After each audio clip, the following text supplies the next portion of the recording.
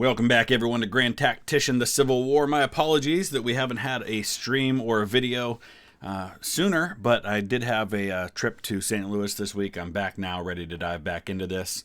Wanted to get some content out to you before I'd be able to stream, so we'll do this episode, and then we'll pick things up with a stream, hopefully this weekend sometime.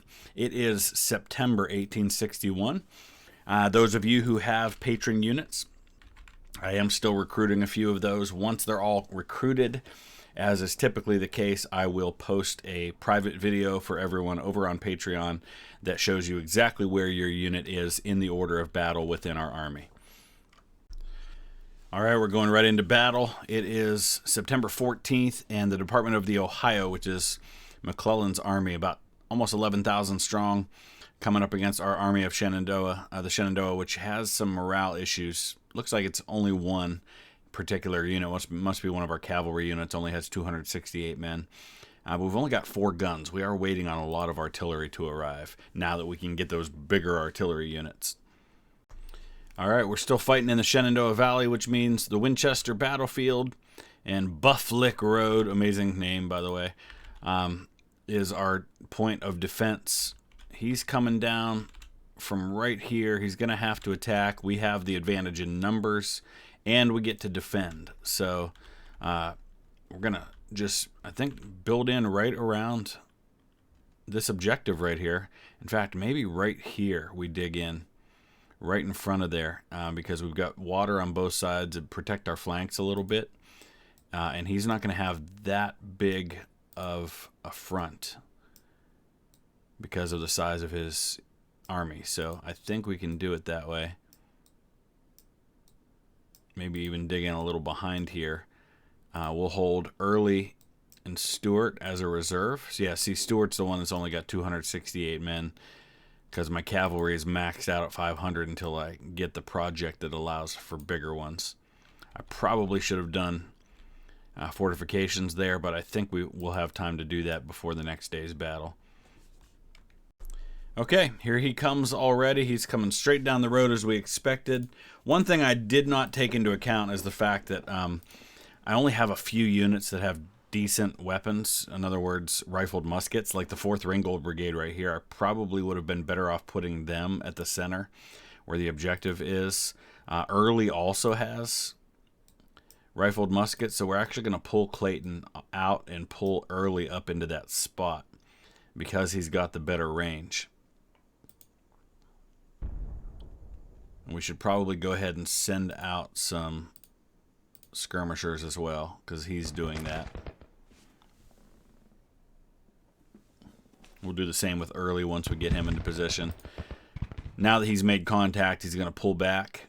He's going to let his skirmishers do their thing while he gets his army into position. We're showing minor victory right now. We've got him by about 4,500 in terms of numbers. Our morale is significantly higher too, which is going to help a lot.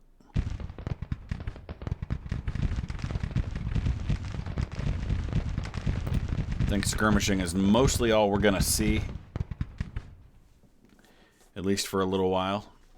He's going to take some time to get his brigades online. It's September, so we'll probably go till maybe 9 o'clock.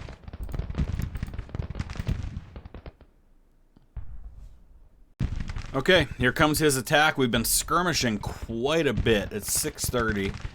You can see here I've lost a little bit more men than him in terms of the skirmishing, but percentage-wise we're almost identical.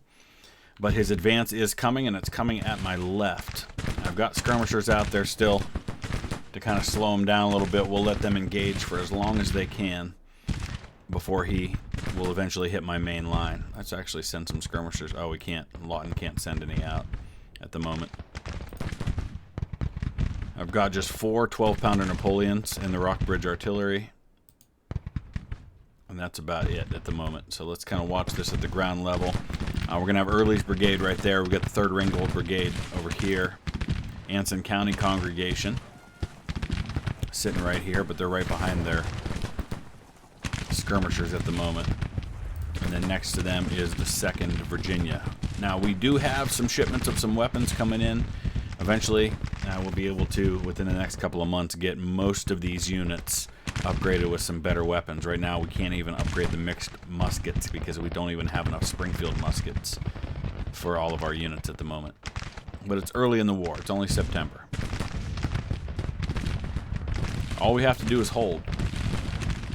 We've now increased the casualties on the enemy side so they're higher than ours. We broke Sheridan already. So now McCall's going to come in.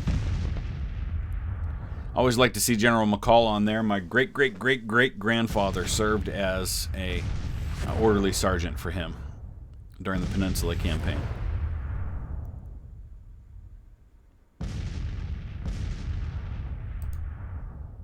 Alright, looks like they're falling back. They haven't really advanced. He's going to bring up his guns now and try to get at me that way.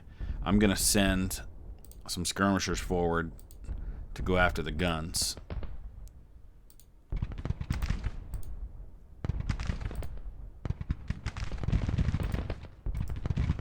As best I can. That's actually, yep, took out those guns. He's pulling back his line a little bit. Hopefully we can take out these guns. Alright, skirmishers are falling back. Didn't quite get the guns. Let's see if we got any of them, though. I know we got at least some. Oh, yeah, we took out 5 of his guns. He's only got 5 left. Excellent. Let's see if we can send some skirmishers forward over here to get it at this battery here.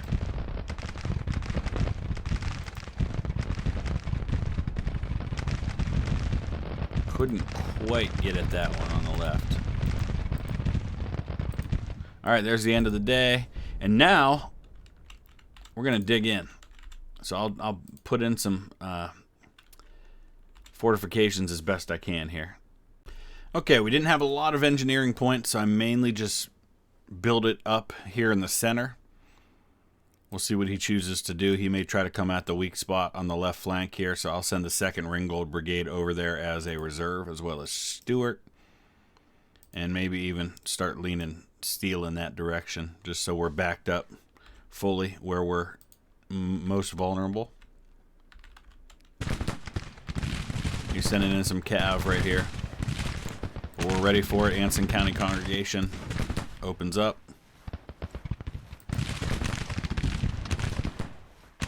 Early's Brigade opens up. I think we should be in pretty good shape at this point. I'm not expecting any major threats.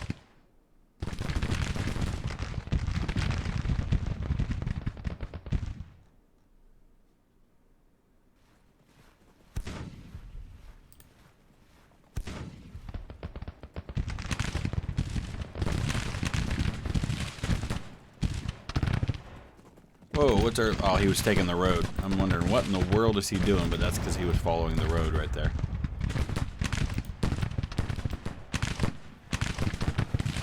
Alright, we're going to have to send some... Oh, we can't send any skirmishers forward. Darn it. And Early's Brigade's going to turn to fire into their flank, which makes sense, except it puts us at risk with these guns here. Alright, we've broken Morgan. I'm going to actually send Early forward to hit these guns and take them out so they don't just sit there tearing into us. We should be able to wipe them out pretty fast. It's a small detachment of guns. Only 5 of them.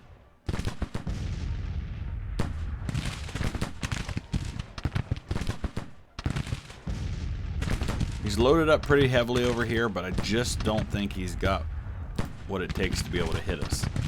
We're going to go ahead and send the 2nd Virginia forward to start firing.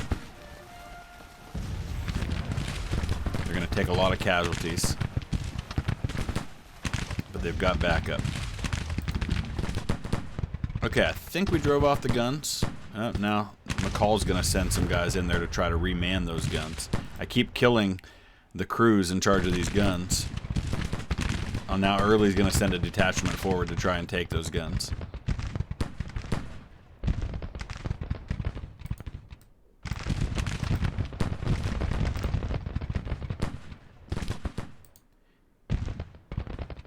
They broke trying to take them. That's okay. Wasn't the most ideal attempt that I've ever made. Alright, I'm going to send... Alright, Negley's falling back, so we're gonna send Clayton up here to help out.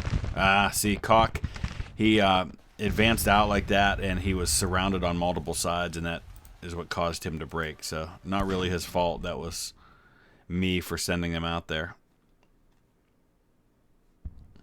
But overall, we're in good shape. We're going to take out these guns and then deal with the 2nd Brigade. Casualties pretty even, but that means it's a higher percentage for him.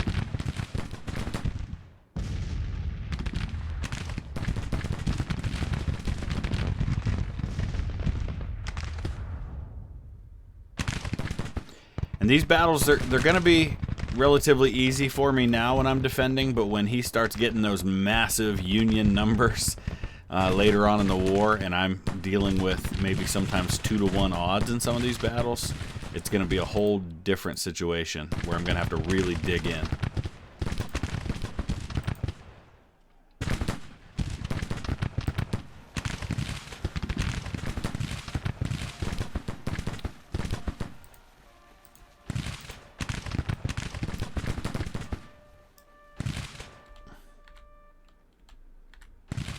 Alright, we're going to fall back and try to rally them. We'll send Steele over there. But at this point, we're just going to sit back. Now that we took out his guns, we're going to sit back and wait for him to attack. Okay, I sent Steele up to grab those abandoned guns of the enemy. And then I've sent him with his whole brigade to cover those guns. And it seems to be working. We drove off a couple of his brigades, and with that, that's actually what precipitated the withdrawal of the Union Army, was the capture of those guns. So let's go see if we can do the same thing here, even though we're running out of time as the enemy is withdrawing.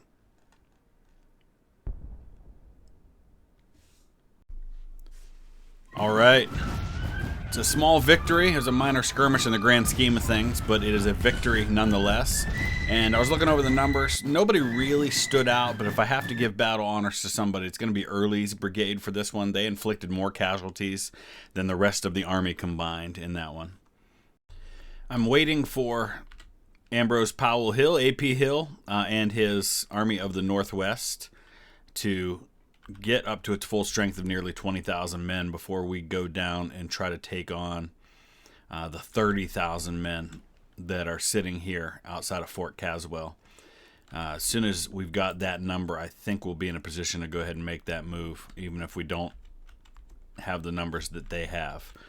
Army of the Tennessee is pretty much frozen here, at least until we figure out what the Union's doing. Although it looks like the Army of Indiana seems to be the only one threatening Nashville at the moment. So maybe we'll go ahead and make a move. We'll try to grab this Union telegraph station, see if we can't pull the Army of Indiana into a battle.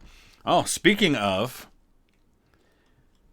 that's his Army of Tennessee, and boy, are we outnumbered in this one. This is going to be interesting because he's got better than 2-to-1 on us, and we've only got 8 guns there too. I think, you know what, I think this might be a situation where we go ahead and withdraw, and then we go ahead and focus on how we can build up that army a little bit, because they just don't have the manpower to take on what we need to there. We do have a Trans-Mississippi Theater Army also that should be operating in that area. They're over here. So let's go ahead and send John Singleton Mosby up to connect with these guys. We're going to pull them both back to Carrollton, Arkansas, I think, and try to link up there. All right, we got a notification that some of our weapons have been delivered. 32 pieces of the 24-pounder howitzers. Not what I was hoping for. I was hoping to see that some of our rifles had been delivered. We're about to get military 2 policy.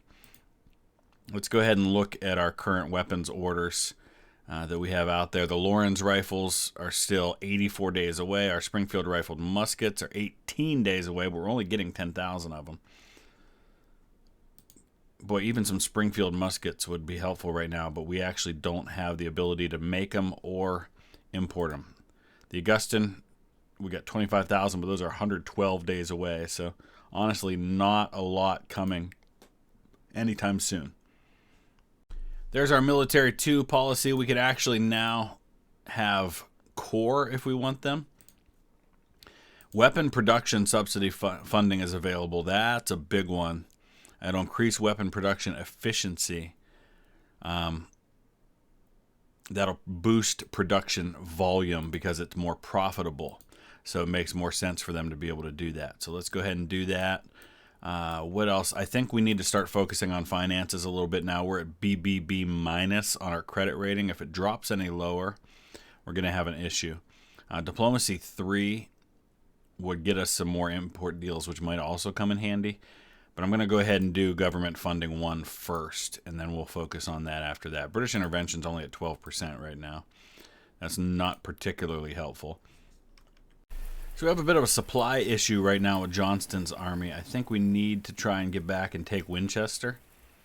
That should shore up the supply issues, and the Winchester manufactories is something that we need to hold on to. And since we've been winning these battles, and I think we can take on the Army of Northeastern Virginia, well, they have 20,000 men. If he moves the Army of the Potomac in there, that might become a bit of a problem for us with those 2 combined forces. Okay, was not expecting quite this level of opposition. Like I said, I wasn't sure what else was out there. I figured there was more than one, just the Army of Indiana out there, and I was right. There are, in fact, 3 armies, totaling about 50,000 men, going up against our 27,000. We are heavily outnumbered in this battle. This is going to be interesting.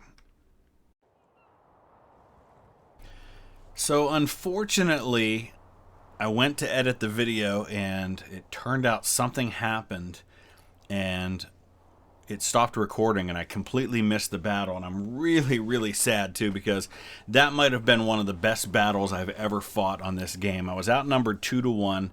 I had set up on all the bridges waiting for him to cross, and he showed up behind me. Somehow he put pontoon bridges across at a place I didn't even cover. His army showed up behind me, surprised me. I had to quickly turn around and face him, but I was able to isolate one of the 3 armies that attacked and destroy it. Well, not destroy it, but destroy portions of it. And it ended up a pretty decisive battle. In fact, let's see if I can actually find the little marker for where the battle was. Yeah, there it is right here. Although I don't know if I can actually click on it there. Battle of Bowling Green, 43,000 Union men against my 28,000. And you can see the casualties. Confederate major victory, 3,200 for me, 9,800 for him. And a lot of those were captured. I actually had a couple units that I captured. So it was one of the most surprisingly decisive victories I've ever had, because it seemed like he was going to win when he surprised me, but it worked out. So I want to at least show you who I gave the battle honors to. There were actually 3 units. Because of such a decisive victory, I gave battle honors to 3 units: the Gulf Shore Gators, the Hungarian Impalers, and the Ruhr Valley Brigade. Ruhr Valley Brigade held against pretty overwhelming odds at one bridge. They didn't inflict like crazy amount of casualties, but they held against 5 brigades at the bridge crossing, while some of these other units had to face folks that were coming around the other side. You can see here that the Hungarian Impalers lost 29 men and inflicted almost 800 casualties. And then, of course, Gulf Shore Gator 64 casualties, inflicted 667. So those are the 3 that I decided to give battle honors to because of their performance. Now, I'm not always going to give battle honors just based on who inflicts the highest casualties and takes the few losses, because I know sometimes that's because other units are taking the hits. But in that particular battle, those are the 3 that really stood out to me. Looks like I'm not the only one focusing on the economy. The Union just did Funding Policy 1. It's actually what we're working on is Government Funding 1. We're 5 days away from getting that ourselves. Let's take a look at projects for a minute. We don't have any that are ready to go, that are assignable, but we have some things that we're working on. In particular, I'd love to have British Rifles. Cavalry Reform 2, I don't think is going to be a priority for us. Gunboats might be, if we can get there, but we've got a while before we can get any of that stuff. Medium range carbines would be a nice thing to have. So would modern warships. Parrot rifles would be huge. Rebuilt ironclads would be nice. Repeating rifles would be nice. Rifled artillery, definitely something I'd like to invest in.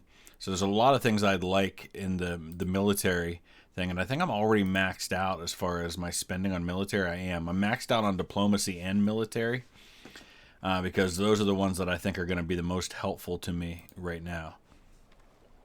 So there's our funding one policy. That's going to help, I hope, with our credit rating, keeping it from dropping any lower. I think either diplomacy or industry. I'm going to say we're probably going to go to industrialization too, because eventually what we want to do is we want to get down here to where we get to the Slavery Restriction Act, which is going to give us a 20 bonus to European relations, especially if the Union goes the route of emancipation. We're going to need that. So we want to be working that way, but we won't be able to unlock that until probably another year from now. So it's not a huge priority, but at least we want to be a little closer to it. Taking a look at projects, nothing new unlocked at the moment. So our two armies in the Trans-Mississippi area are together now. His Army of the West is somewhere up in here. So I want to try and move these guys together if I can. So we're going to move on this supply depot, and hopefully they'll be able to back each other up. Between the two, I think we've got a pretty substantial force there. I could almost combine them into one, but eventually I will separate them again. So we'll start making our move there. I'd love to be able to liberate Missouri from the clutches of the Union. All right, looks like they're coming back down to make a move on the Army of Tennessee. I'm in the process of building a fort and a supply depot here. I'd really like to kind of use what they called in World War I the bite and hold tactics, which is I took a little bite out of southern Kentucky, and then I want to dare him to try and take it back. And if we do that fighting up in here, then it keeps him from getting closer to Nashville and converging his armies there. So I've got about 29,000 men there. He's obviously got more than that are descending on this area, but we beat him once, and I'm confident we can beat him again. Okay, we've got a bunch of military projects available to us now. Confederate guns. Looks like we would be able to get our first kind of machine gun, a breech-loading rapid-fire cannon. Well, it's not really a machine gun. It's more of a small artillery piece. 12-pounder Napoleon. That would be nice to have.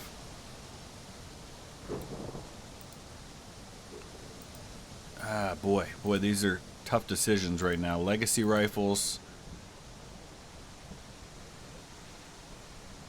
Actually, the Mississippi rifle would be really nice to be able to have.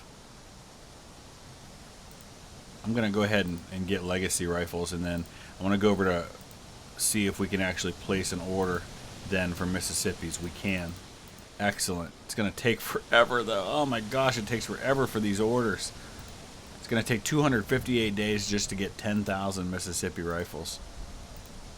But let's go ahead and place the order. What else? Plains rifles.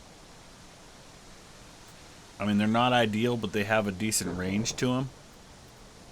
So go ahead and order some of those too. So he's got 3 armies once again descending on the Army of Tennessee. Union passes a tariff act. I think the 46th Army is going to hit us first. I'm going to move over here because I'm afraid he's going to try to slip past me and go down to... Oh boy, this is 4 armies. 53,000 men, 37 guns. And all of those armies are going to be on the field within 4 hours. Oh boy. So we're going to get a second crack at this battle you guys didn't get to see before.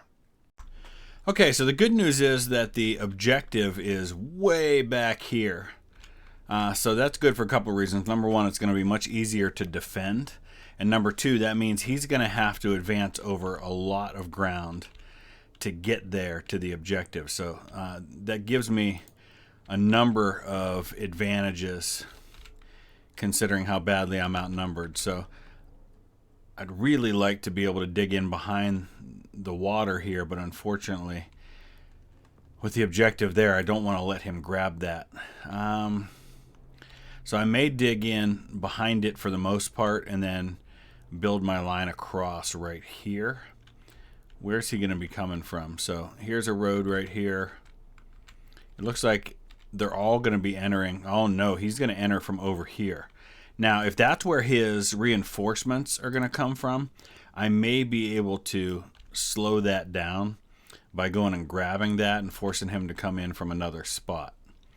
If his already existing units are coming in from up here, but I guess we'll see who's coming from where and when.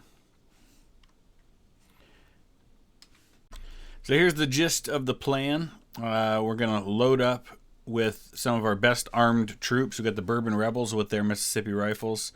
We've got Hungarian Impalers with Springfield rifled muskets right here. We've got two units, 26 guns in total, 24-pounder howitzers right there behind this little parapet that we've built. Or not parapet, but breastworks. We're going to put a division under Gordon in reserve. Those are our brand new units that don't have decent weapons yet, Ransom and then Tennessee Home Guard. I've got Maury's division over here. I'm going to put some cavalry out here just to kind of keep an eye out in case he comes from that direction. I'm going to send this cav to very quickly go grab this entry point so we can maybe slow down his reinforcements. And then we've kind of got Breckinridge's division kind of sitting out here in the air a little bit. I'm going to pull these Parrott rifles back too so we can use them back here somewhere. And now we wait. So that is the road the reinforcements were coming down on from the north. So I'm hoping that the 5-hour estimate that we saw on those reinforcements is going to be changed. Oh, he's retreating. What? Wow. I did not see that coming because he only had 5,500 men that were already there, and I guess the rest were going to be reinforcements. And so once I took that entry point, he decided, no, thank you. So our North Carolina squadron is ready to go, and this is one that we want to start making use of. They've got 11 ships, 157 guns. Let's go ahead and take a look at our fleets for a second and kind of decide what it is that we want to do with this one.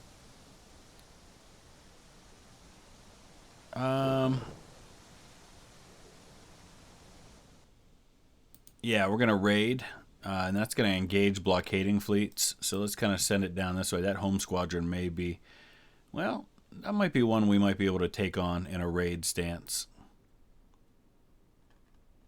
Let's see if we can make something happen without just getting this squadron all messed up.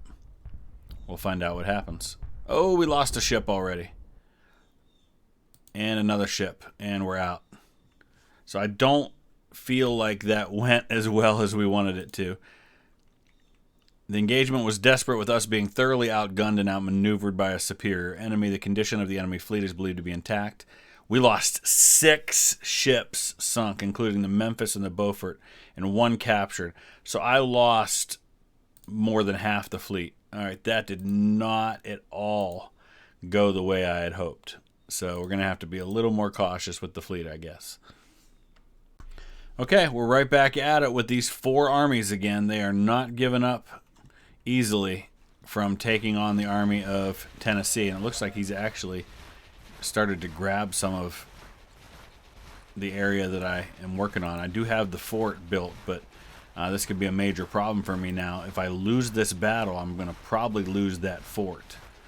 So I really need to win this so I can hold on to this supply depot and I can start garrisoning that fort. But once again, we're going to be heavily outnumbered, even more so than last time. Okay, we're on a different battlefield this time. And we're going to once again be digging in. This is kind of interesting, though, because there's an entry point right there at the top. I have to assume That's not where the initial strike's going to come.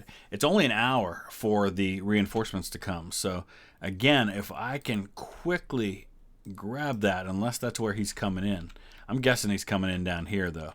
If I can real quickly grab that and then dig in around this spot.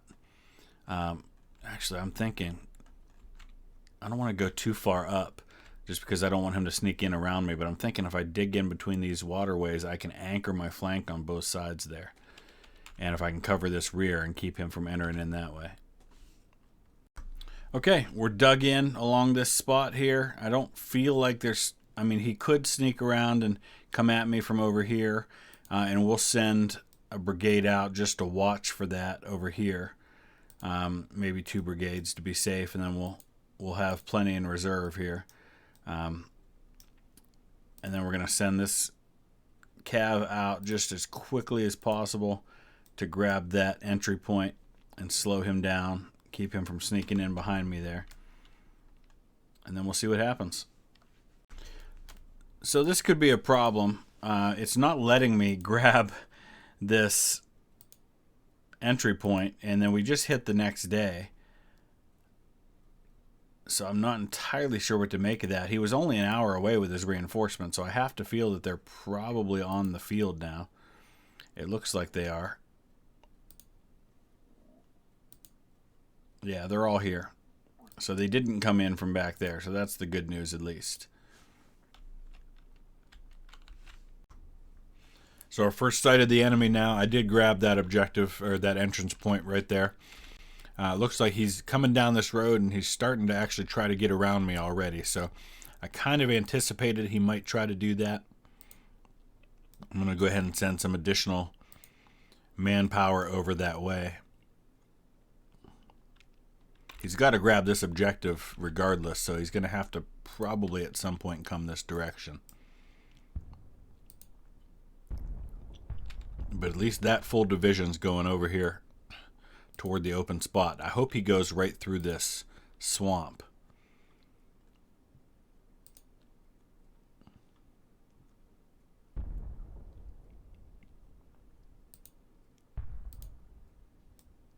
I'll bring Beckham in right there. We'll put the Orphan Brigade there. And I'm going to turn Evans with his gun so he can start opening up on these guys.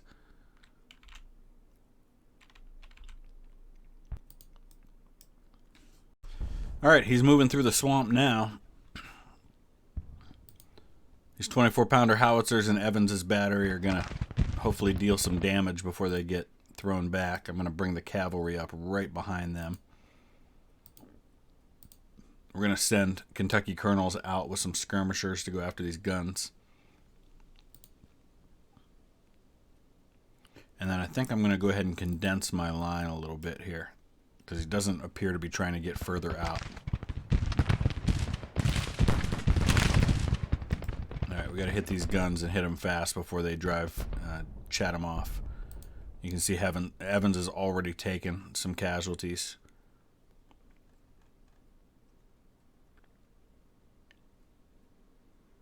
Hopefully he can do some damage in the meantime. His morale is significantly higher than mine.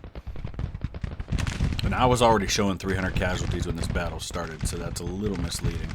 You can see he's got a 20-point advantage in morale on me. Alright. We're trying to deal with these guns. Hopefully we can get them taken care of here soon. I'm going to charge that skirmish line right into them. We'll see what happens. Send skirmishers out from here too. Yep, we just lost the guns. I was afraid of that. But we're going to do the same to his.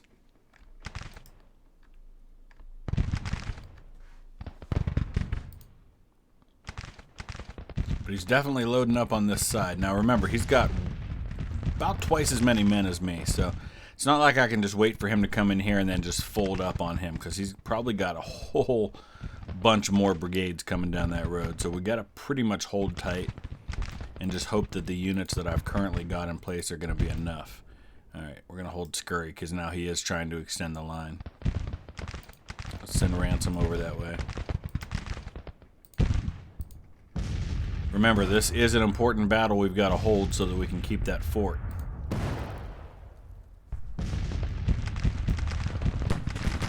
Get it garrisoned.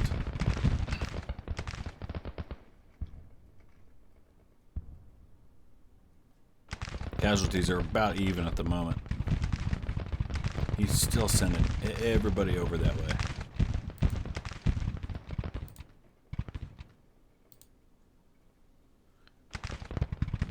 Now he's sending some cav in toward my lines here.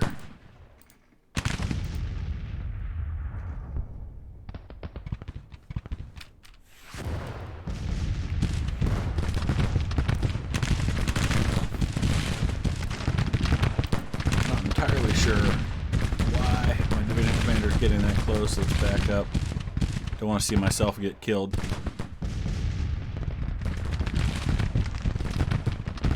So far, so good, holding him in the swamp over here.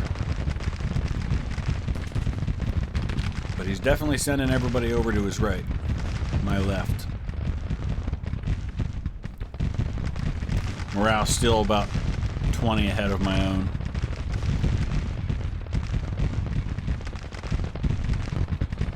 I'm getting the advantage on casualties now, because remember, I started with 300, so I've actually inflicted about 2-to-1 casualties since this battle started. He's pulling back from over here. These guys are all bunched up in the swamp. So my choice of defensive position seems to be paying off so far. He tried to get around my breastworks, but that meant going through the swamp.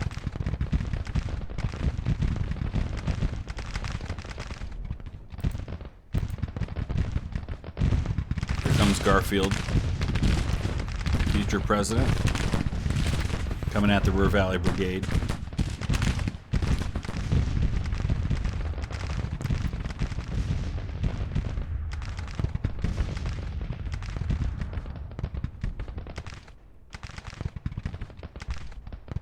I would have to think at some point the attack's going to shift further this direction.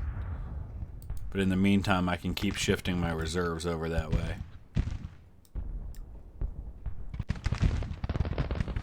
Okay, here comes another attack over on my left.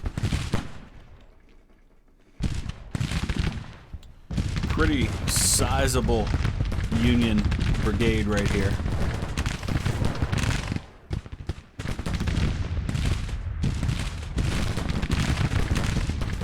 29th Tennessee's going to be able to put some fire on them. I think DeRosie's going to fall back, though. He's only got 400 men, so let's start moving Ransom into that spot. Tell him to do it quickly. Man, he is literally loading up his entire force over that direction, so I think maybe it's probably time to give them something else to shoot at. We're going to send Edward Johnson out with his division. See if we can't draw some of this out. Because eventually he's just going to load up on my unprotected left, and it's going to become too much.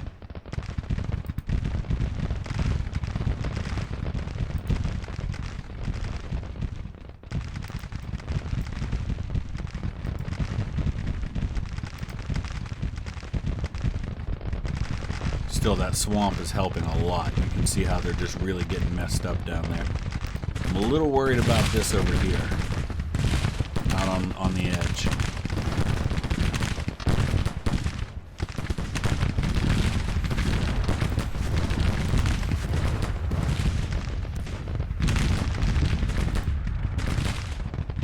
I'll send Kentucky colonels up to help out. How we doing here, Johnson? Let's get it moving. He's still trying to get around the edge, trying to get around the outside of my flank. He's doing his best to try and find the end of the line.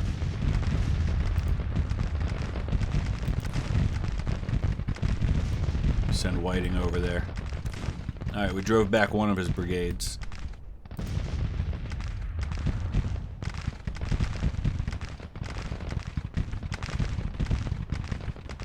Come on, Van Dorn, you need to be firing on these guys. Alright, Johnson's moving his division into position now. Morale's down to about a 16-point advantage, so that's better. Casualties are very, very favorable, but percentage-wise, about the same. All right, our leftmost brigade just broke, so we've got to be careful now.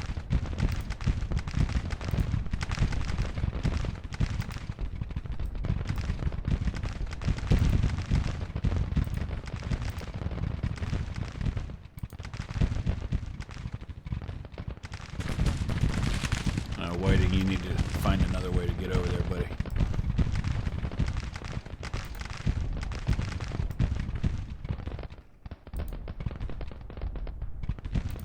So that was Walker County Rangers.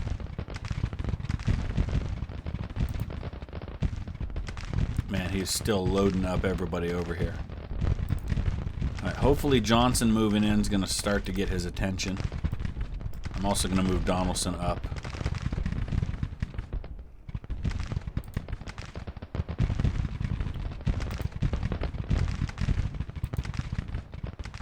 So far, so good here. Got Ransom into position now. He's starting to shift some units over this way.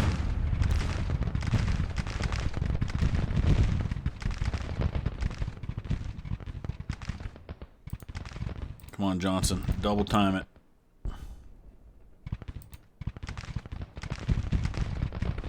He is bound and determined to break my left.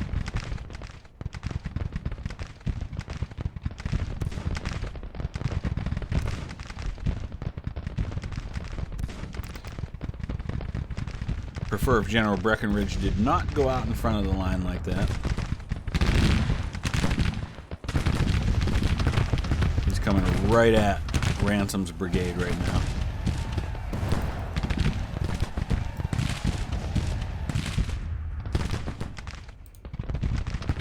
Somehow 29th Tennessee just got pulled out of their fortifications. I'm not sure why. That's not very helpful. They just charged.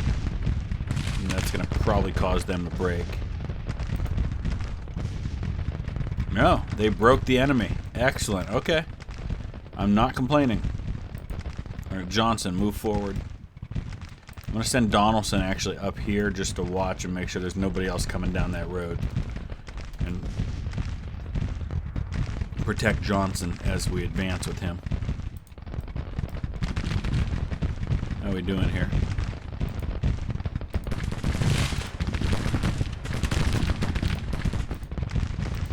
Tennessee Home Guard. Getting a little nervous about them. We don't need another unit breaking on that side. Oh, he's about to load up again on the other here. Come on, Whiting, get there.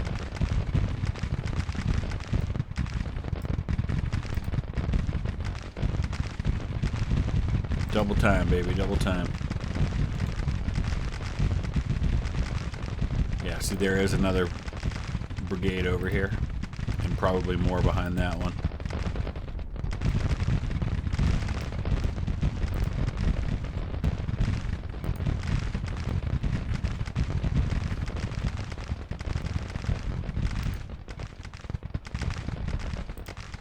Yeah, honestly, it makes more sense just to send Butler right there and send Donaldson forward. Alright, I think we're going to break Elliott before he breaks us.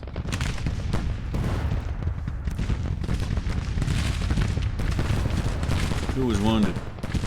Hughie.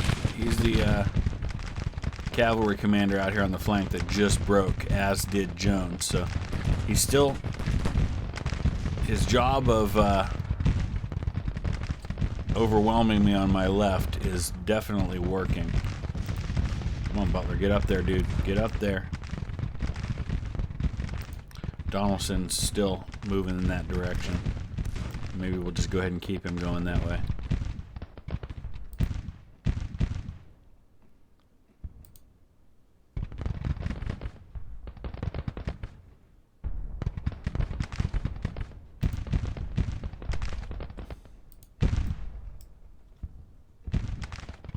There goes another one.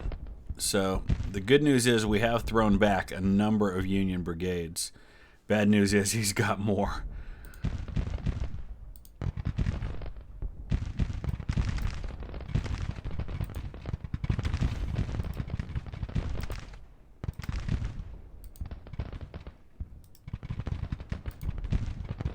We're going to start advancing out, see if we can't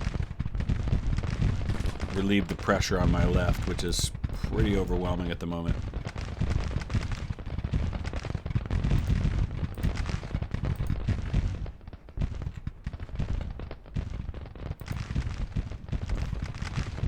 Tennessee Tuxedos are exhausted. We're going to do our best to use them to try and hold up an entire division or more over here.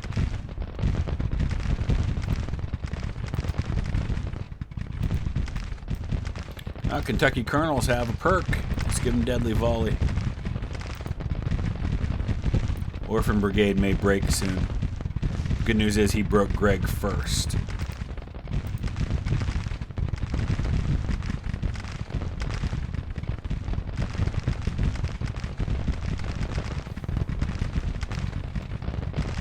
I don't know how long Butler's going to hold over here.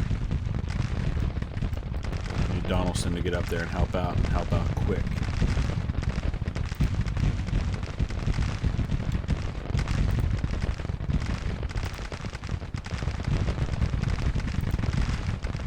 Come on, boys. Casualties percentage-wise are about the same. He's only 8 above me in morale, though. My morale's all the way down to 36 now. And Butler is not. No, Butler, where are you going? No, no, no, no, no, no. Butler's going to get overwhelmed in a hurry. Now they're charging into him. There he goes. Darn it. Alright. Dang. 29 Tennessee's lost 500 men. This is getting crazy now. Although it seems like his attack on my left is faltering. There goes Hamilton. Now there goes Whiting. Man, just a mess on both sides. Let's give these guys iron discipline. They're going to need it because they're going to break in a hurry.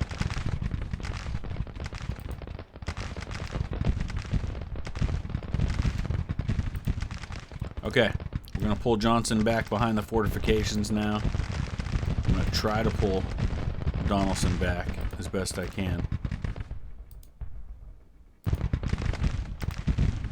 Okay, so we are pulling back to the fortifications now. I'm going to put these 2 brigades over here on the left. A couple of my brigades that had previously broken have reformed. So that's some good news. We can get them back on the line. Hoping Donaldson will be one of those units that we can get to reform. We're going to dig in right along here, and then we're going to let him come at us. Situation has improved. We've inflicted 10,000 casualties on the enemy, lost about 5,000. Morale is still pretty low for us, but we might get some time to kind of reform here a little bit. Okay, we're settling into our defensive line. We're recovering some of these units that had previously broken. And now it looks like he's once again thinking about wanting to attack me on the left. Some of his units have also reformed. Look at all those men in blue out there on the fields. He drew me into a melee situation, which is not what I want when I'm behind these breastworks like this.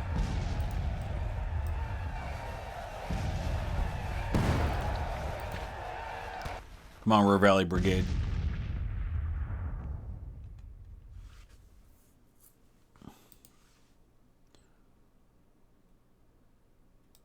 Beautiful. I think we're going to hold. They're still stable. Got him. Nice.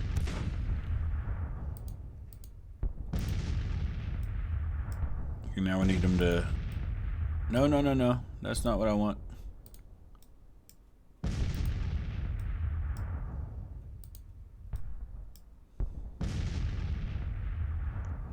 He still wants to do this on the left.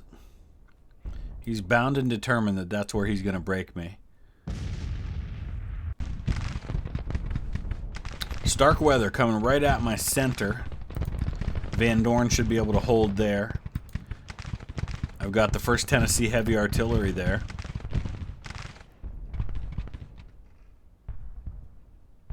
These are 24-pounder howitzers.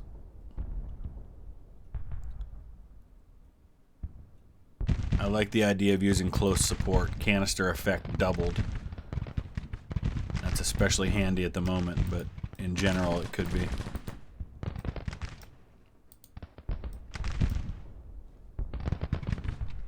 Okay, here he comes with Garfield again.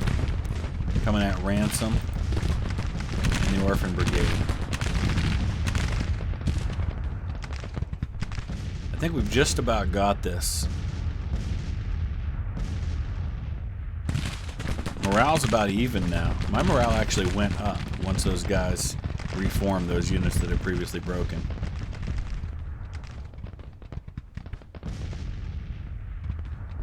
If we can drive off Garfield and this unit right here, it might be about it.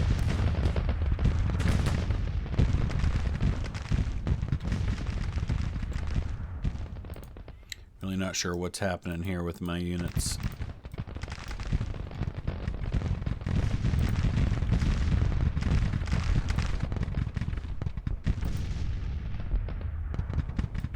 Nice. I think we got it. Now you can really see just how many brigades this guy has. And he's actually still attacking, even though we've been getting notifications of a number of his units leaving the field. He's still got about 58,000 men. Or that was the initial strength on the field.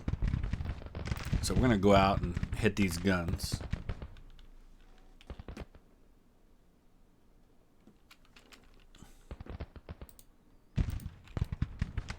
These guys mounted up. Let's get them mounted up and send them out after these guns.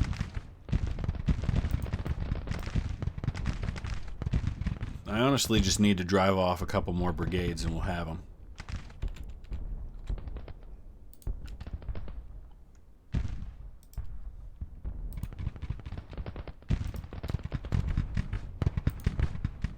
Come on, Tennessee Tuxedos. That was a unit that previously broke. They've reformed, and they're back in the fight holding my extreme left. There goes Kane. All right, yeah, I think one more brigade ought to do it.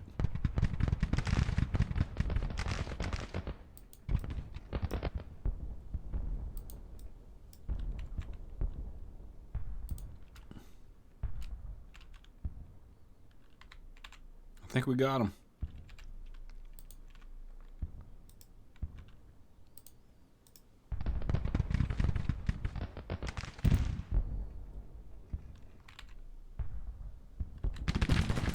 Got those guns. Yep, he's out. Oh, man. Army of Tennessee putting in work. Doing some nice stuff out west right now. So let's talk about the 29th Tennessee Infantry, who inflicted 2,000 casualties in that battle and held a key spot on the line right over here in the corner where the hottest fighting was. They, I believe, broke once but reformed and got back out there. They lost about a third of their men, about a fourth of their men. Did really, really well. So that's one that's going to get battle honors for sure. I want to go back out and I want to take a look at the Kentucky Colonels, who very similarly did some fantastic work in their spot wherever they were. I think they're over in that same area over on the left. I'm just not entirely sure where we ended up with them. Here they are. They ended up all the way out on the right. They've only got 1,000 men. They lost a third of their numbers. And they had broken at one point and then reformed as well. So those are the two units that are going to get battle honors for this one. All right, so we're going to wrap it up right here after giving battle honors out for that one. Back to the Army of Tennessee we go. Kentucky Colonels, beautifully done We might even give a promotion to these commanders. Yeah, Beckham's got some really nice stats. He honestly should probably be commanding that division. In fact, that may be exactly what we do with him here. I'm going to replace Beckham with Richard Brooke Garnett, and then we're actually going to replace John C. Breckinridge with Beckham, who seems to be a really solid commander and is much better for that division. And then we're going to look for the 29th Tennessee Infantry. Again, look at the stats. And I'm guessing part of that has to do with the performance on the battlefield that's really raising up the stats of these commanders. So that's something we have to keep an eye on. We're going to go ahead and promote Lane. That's not what I wanted to do. Promote him to Brigadier General, which did drop his stats somewhat. But we'll wrap it up right there. Let me know your thoughts. Use the comment section below. We will be back again on Saturday with a live stream from this series. We will see you then. Thanks for watching.